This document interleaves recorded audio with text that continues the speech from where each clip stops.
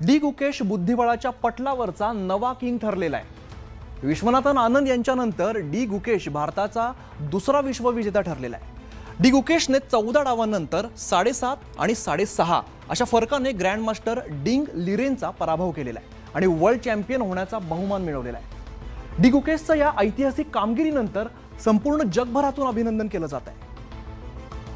चीनचा ग्रँडमास्टर डिंग लिरेनचा पराभव करत भारताच्या डी गुकेशनं विश्व अजिंक्यपद बुद्धिबळ स्पर्धा जिंकली।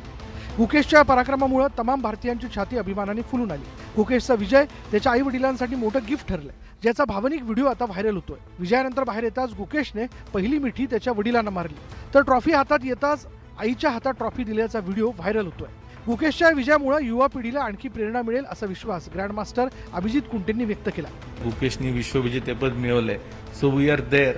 तर ते मेंटेन करण्याकरता युवा पिढीने पुढे येणं खूप गरजेचं आहे आणि त्याच्याकरता खूप हार्डवर्क, त्याचबरोबर खूप स्मार्ट वर्कची पण आता गरज आहे, कारण की मटेरियल इज इन ॲम्पल। गुकेशच्या विश्वविजयी कामगिरीनंतर त्याची अनेकांनी पाठ थोपटली आहे। जगभरातून त्याच्यावर अभिनंदनाचा वर्षाव होत असताना पंतप्रधानांनीही त्याचं कौतुक केलं, तर मुख्यमंत्री फडणवीसांनी त्याच्याशी थेट फोनवरून संवाद साधत शुभेच्छा दिल्या।